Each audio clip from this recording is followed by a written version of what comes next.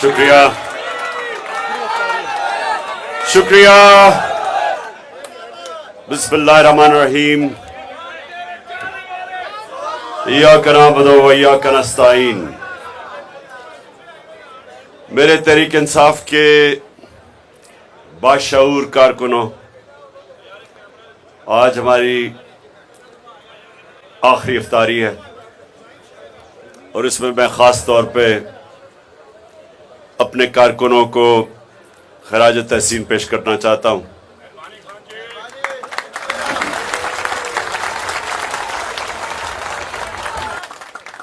मेरी 27 साल की सियासी जद्दोजहद में मैंने किसी जमात में इस तरह के कारकुन नहीं देखे जो मैं अल्लाह का लाख शुक्र अदा करता हूं जो उसने मेरी जमात में जिस तरह के कारकुनों को दा।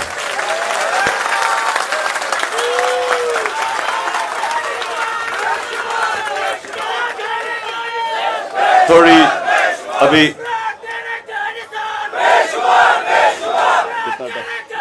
टाइम कितना 20 मिनट है। 20 मिनट नौजवानों, 20 मिनट है। सुने मेरी बात, क्योंकि मैंने आपसे बड़ी अहम बातें करनी है तो मैं आप सबको चाहता हूं कि खामोशी से आप मेरी ये 20 मिनट बात सुने। देखें, जो इस मेरे घर के इर्द गिर्द पिछले 3 महीने में मैंने देखा है, मैं फिर से अपने अल्लाह का शुक्र अदा करता हूं कि किसी जमात के पास ना ऐसे बाशऊर, ना ऐसे नजरियाती, ना ऐसे दिलेर कारकुन हैं। और इंशाअल्लाह अगले आने वाले दिनों में 26 तारीख तक, आज ईद मिलन से शुरू होगा, हम अपना जश्न भी बनाएंगे, खुशियां बनाएंगे। और मैं हर रोज शाम को जिन कारकुनों ने जबरदस्त किस्म की परफॉर्मेंसेस दी हैं, जिनमें दिलेरी दिखाई, जिन्होंने मुश्किल वक्त पे साबित किया कि जो एक कार्रवाई और साजिश के तहत मुझे यहां अगवा करने की कोशिश की जा रही थी पुलिस और रेंजर्स के जरिए, वो यहां कारकुनों ने एक पाकिस्तान में मिसाल सेट कर दी कि वो ऐसे दीवार बन के खड़े हुए और जिस तरह टीयर गैसिंग, वो जो वाटर कैनन थी जिसमें उन्होंने केमिकल डाला हुआ था, फिर उन्होंने वो पैलेट गन इस्तेमाल की, जिस तरह मेरे कारकुन खड़ा हुए हैं, आप ये समझ लें कि सारा पाकिस्तान आपको देख रहा था। सब पाकिस्तानी देख रहे थे कि क्या ये जो जंगल के कानून में इस मुल्क में ताकतवर जो मर्जी चाहे करे, तो अवाम ने, आप जैसे लोगों ने सारी अवाम को पैगाम दिया है कि हम पाकिस्तान को जंगल का कानून नहीं बनने देंगे। और ये हमारे नौजवान इंसाफ और आइन की और कानून की बालादस्ती के लिए खड़े होंगे। और माशाल्लाह जो आपने किया है, सारे पाकिस्तान ने देखा है। लोगों ने देखा जिस तरह पुलिस ने आके तशद्दुद किया, और हमें पता है पुलिस के पीछे कौन था जो ये सब कुछ करवा रहा था। वो आपको भी पता है, मुझे भी पता है। और पुलिस से भी जो लोगों को उठाया, जिस तरह का तशद्दुद किया, जेलों में बुरी तरह जानवरों की तरह रखने की कोशिश की कि शायद डर जाएंगे तहरीक इंसाफ के कारकुन। किसी को गलत फहमी नहीं होनी चाहिए कि नजरिए को कोई चीज शिकस्त नहीं दे सकती। जो जो जो मीनारे पाकिस्तान का जो जलसा था, कभी मीनारे पाकिस्तान के जलसे में ऐसी रुकावटें नहीं डाली गई। लाहौर को बंद कर दिया, कि बाहर से लोग ना आए, लाहौर के अंदर रुकावटें डाल दी, मीनार पाकिस्तान को सील कर दिया, और उसके बावजूद जो अवाम का समुंदर था, एक नजरियाती समुंदर, वो सब कुछ पार करके मीनार पाकिस्तान पहुंच गया। पानी खड़ा हुआ था ग्राउंड में, उसके बावजूद ये जो पाकिस्तान बदला हुआ पाकिस्तान है, हम एक कौम बन रहे हैं, हजूम से एक पाकिस्तानी कौम बन रही है। माशाअल्लाह जिस तरह वहां लोग निकले हैं, वो भी सारी कौम ने देखा आपको। तो मैं अपने कारकुनों को भी मिलूंगा, जो उन्होंने खास तौर पे, जिन्होंने मुश्किल जो खड़े रहे मेरे साथ, उनको मिलूंगा, और साथ साथ जो बस साथ साथ जिन लोगों को खदशा कि उनको सही माने में उनको टिकट मिलना चाहिए थे और नहीं मिला, क्योंकि मैंने टिकट्स कल दिए हैं, तो उनका सबका मैं रिव्यू भी कर रहा हूंगा 26 तारीख तक।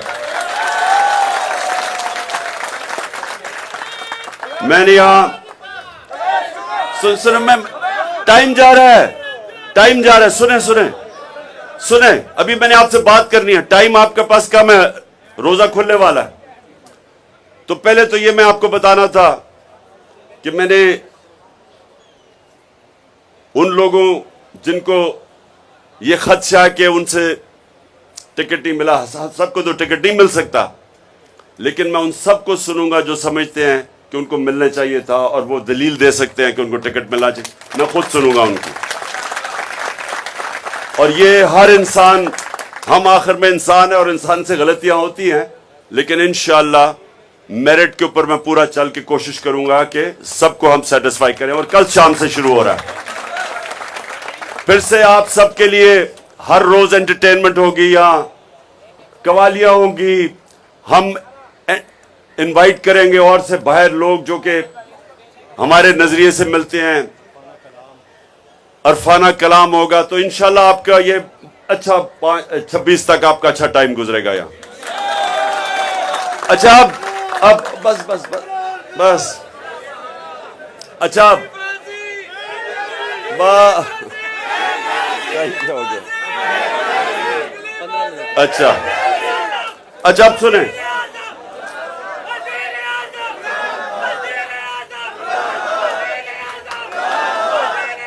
बस हमारे पहले अली जैदी को, अली मीन को सोशल मीडिया के हमारे नौजवानों जिसमें अता एक है, उनको उठाया। ये सारा खौफ फैलाना चाहते हैं और फिर से सबको पता है इनके पीछे कौन है।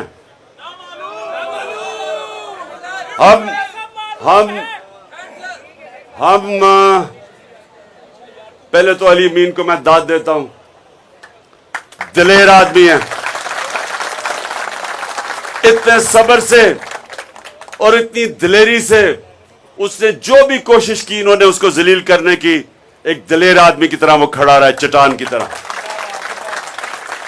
और मैं इंसानों को पैगाम पहुंचाना चाहता हूं, जो ये समझ रहे हैं कि ये खौफ फैला के और ये जेलों में लोगों को डाल के, जो ये समझ रहे हैं कि इससे ये जो हकीकी आजादी का जज्बा है ये खत्म हो जाएगा या कम हो जाएगा, मैं उनको पैगाम देना चाहता हूं कि आपसे ज्यादा अहमक और बेवकूफ लोग है ही नहीं।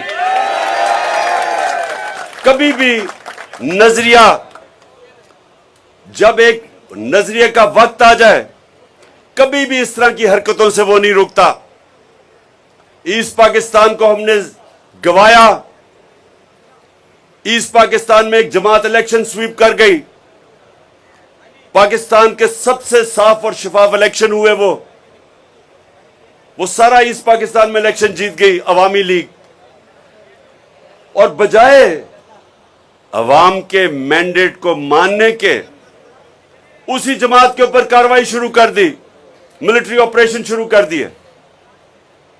और जो पाकिस्तान को नुकसान उठाना पड़ा, पहले तो आधा मुल्क गया, फिर जो हमें जिल्लत उठानी पड़ी,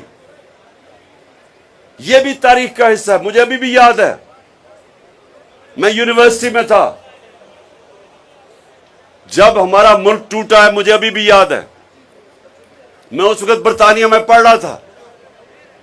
हमें अभी भी याद है कि हमें किस तरह की जिल्लत उठानी पड़ी थी, सिर्फ इसलिए कि बंद कमरे में किसी अहमक ने गलत फैसला किया कि बजाय अवाम की मैंडेट मानने के एक बेवकूफ आदमी ने, कम अकल आदमी ने उनके ऊपर फौज चढ़ा दी। ना सिर्फ मुल्क टूटा, सारी कौम को, हमारे 90,000 लोग हिंदुस्तान में कैदी बन गए। सारी कौम का सर शर्म से झुक गया। सारी पाकिस्तानी दुनिया में जिधर थे डिप्रेशन में चले गए, और अब फिर उसी रास्ते पे लगे हुए हैं। वही कम अकल सोच का रास्ता कि डंडे के जरिए हम लोगों को ठीक कर देंगे, बजाय अवाम की आवाज सुने। सारी अवाम खड़ी है, सारी कौम आज हकीकी आजादी चाह रही है, आइन चाह रही है, कानून चाह रही है, रूल ऑफ लॉ चाह रही है।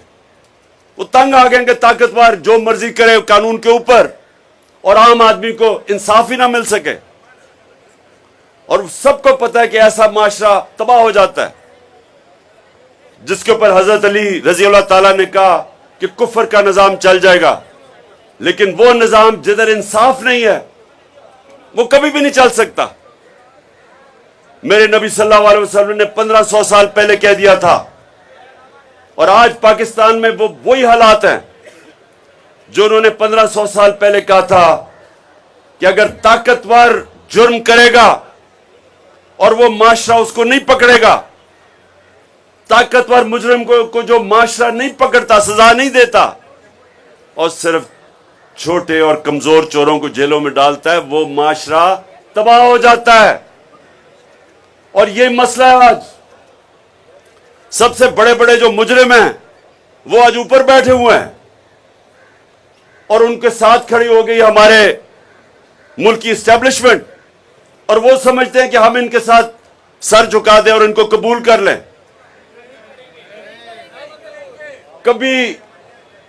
कभी ये सोचा है कि हमें ये कौम को भेड़ बकरियां समझ के चोरों को ऊपर बैठा के और कहें कि हम इनको कबूल कर लेंगे? और जो कौम ये कबूल करती है वो तबाह हो जाती है, उसका कोई मुस्तकबिल नहीं है।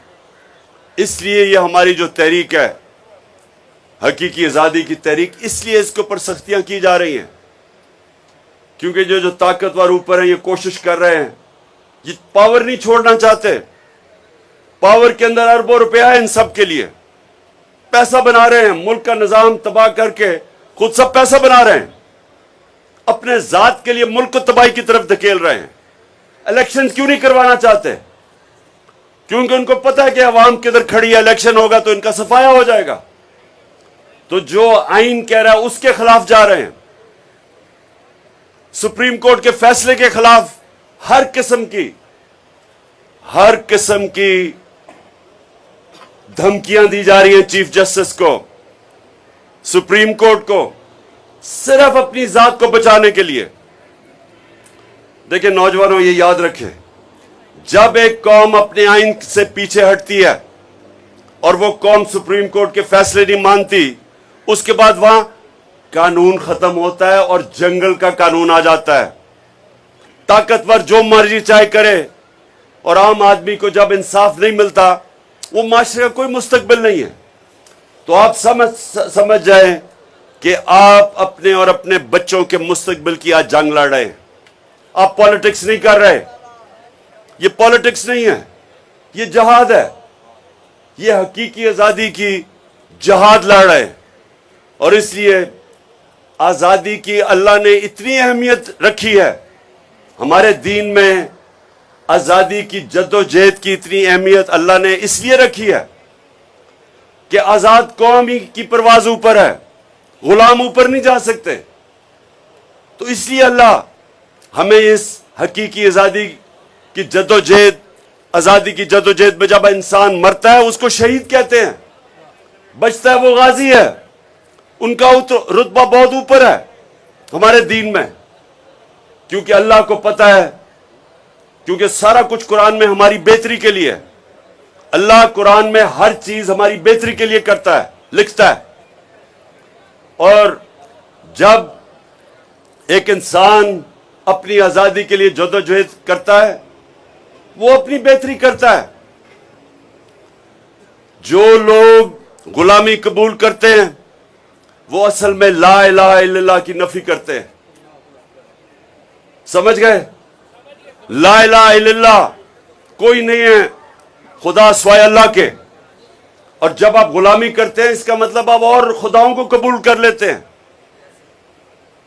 जिस तरह एक शेर है कि एक सजदा जिसको तू गिरां समझता है देता है हजारों सजदों से निजाहत।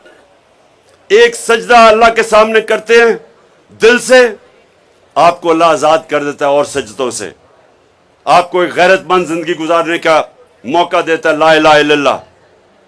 आपको अल्लाह के सामने जब आप दावा करते हैं कि नहीं है कोई खुदा सिवाय तेरे अल्लाह, फिर ये मैं इसको शिर्क समझता हूं कि किसी और के सामने झुके।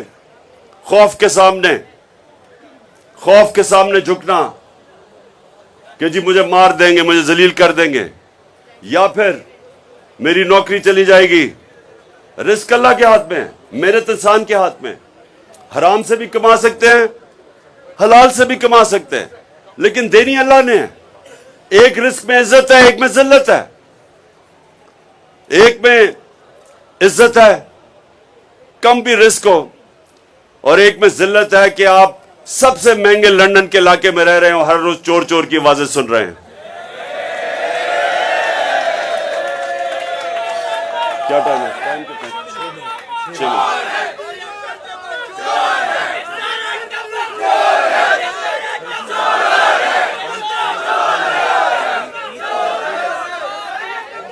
अच्छा, अब ईद के लिए कल हम नमाज पढ़ेंगे ईद की, और उसके बाद कल शाम को, हाँ सुबह 9 बजे नमाज है, और आज रात को 11 बजे चांद रात की हम पूरी सेलिब्रेशन कर रहे हैं साथ वाली जगह पे। हाँ, बैरून मुल्क पाकिस्तानी उनको हम नहीं, उधर जो मगरब में है उन सबको ईद मुबारक कहते हैं, उनकी ईद हो चुकी है। क्या हमारा चांद नजर आ गया। आपकी ईद इंशाल्लाह कल होगी। अच्छा जी, अच्छा, अब आखिर में क्योंकि आप सब ने लीडर बनना है, ये 4 सिफ्तें अब मैंने लीडर की आपसे पूछूंगा। मैं देखता हूं कि कितनों में इतना शौर आ चुका है। सबसे पहली सिफ्त,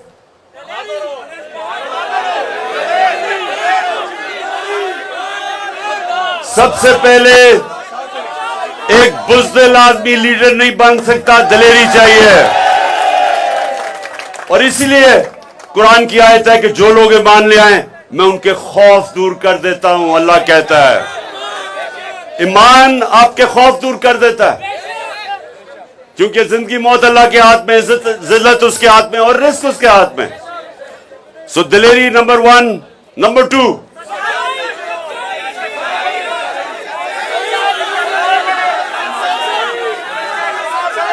क्या? सदाकत, सच्चाई। एक झूठा आदमी लीडर नहीं बन सकता। लोग उसकी इज्जत नहीं करते। लीडर तो तब होता है जब उसके पीछे लोग उसकी इज्जत करें। तो एक अगर झूठ बोलने वाला या बुज़दिल आदमी उसकी इज्जत नहीं करते। और नबी सल्लल्लाहु अलैहि वसल्लम ने एक दफा एक बूढ़े कुरैश ने पूछा कि नबी मुझे एक बात बता दें कि मैं अपनी आदतें भी ना छोड़ूं, और अगर एक बात बता दें मुसलमान होने के लिए तो वो क्या होगी? नबी ने कहा सच बोला करो। सो सच्चाई और दलेरी। तीसरी,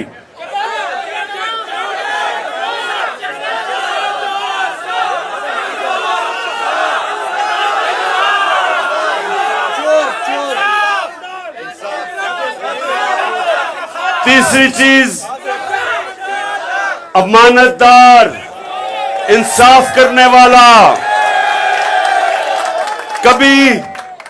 कभी जो आदमी इंसाफ नहीं करता लीडर नहीं बन सकता। वो सिफारिश ही ले आता है। जो शरीफ होते हैं वो सिर्फ शरीफों को ऊपर लेके आते हैं, जरदारी भुट्टो को लेके आते। लेकिन लीडर इंसाफ करता है, मेरिट लेके आता है, मेरिट पे लोगों को ऊपर लेके आता है। अच्छा, और चौथा ये, अच्छा अब चौथा किसी को नहीं पता होगा, बताओ चौथी क्वालिटी क्या है?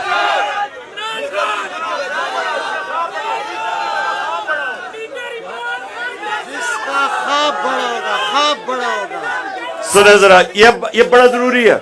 अब ये चौथी चीज लीडर बनने के लिए बड़ी जरूरी चौथी चीज क्या है? लीडर का जो ख्वाब होता है, सुने नहीं हो, वो अपने से बड़ा होता है।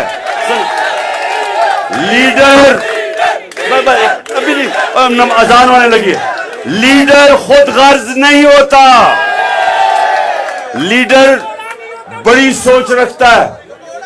हमारे नबी सल्लल्लाहु अलैहि वसल्लम, उनको खिताब था रहमतुल लिल आलमीन, सब इंसानों के लिए रहमत बन के आए थे। सो ये समझ आए कि उनका मुकाम था, क्योंकि सोच बड़ी थी, इंसानियत के लिए आए थे। इसलिए जो लीडर जिसका नाम होता है वो हमेशा अपने से हट के सोचता है। कायदे आजम कैंसर से मर रहे थे, लेकिन किसी को पता नहीं चलने दिया, क्योंकि पाकिस्तान चाहते थे हमारे लिए। नेल्सन मंडेला 27 साल जेल में गुजार के सबको माफ कर दिया, क्योंकि वो अपने मुल्क का सोच रहा था। और सबसे अजीम लीडर नबी सल्लल्लाहु अलैहि वसल्लम, जब वो मक्का को फतह किया तो सारों को माफ कर दिया जिन्होंने जुल्म किए थे, क्योंकि वो इंसानियत के लिए आए थे, जात के लिए नहीं आए थे।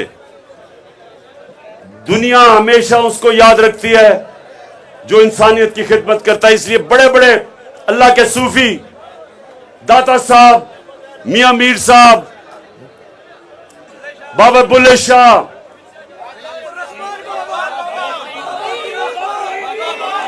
पाकपटन के हमारे बाबा फरीद, निजामुद्दीन औलिया, मोइनुद्दीन चिश्ती, आज भी लाखों लोग उनके मज़ारों पे जाते हैं, क्योंकि वो इंसानियत के लिए आए थे, आशिक रसूल थे सब, नबी सल्लल्लाहु अलैहि वसल्लम की सुन्नत पे चल रहे थे। आज भी और हमेशा लोग उनकी इज्जत करेंगे। इसलिए कभी बादशाहों के मज़ारों पे कोई नहीं आता, पैसे वाले लोगों के मज़ारों पे नहीं आता, उन पे आता है। अच्छा, ये दुआ करें। नंबर 1 सबसे पहली कि अल्लाह पाकिस्तान को मदीना के रियासत के असूलों पे एक अजीम कौम बना दे। अल्लाह पाकिस्तान में अदल और इंसाफ कायम करके हमें हकीकी तौर पे आजाद कर दे। और अल्लाह पाकिस्तान को वो मुल्क बना जिधर कोई इंसान भूखा ना सोए। और चौथी चीज कि अल्लाह पाकिस्तान को इतना खुशहाल कर, हमारी जद्दोजहद से हकीकी आजादी की यहां कायम करके इतना खुशहाल कर पाकिस्तान को कि बाहर से लोग पाकिस्तान में नौकरियां ढूंढने आए। आमीन। अज़ान मग़रिब।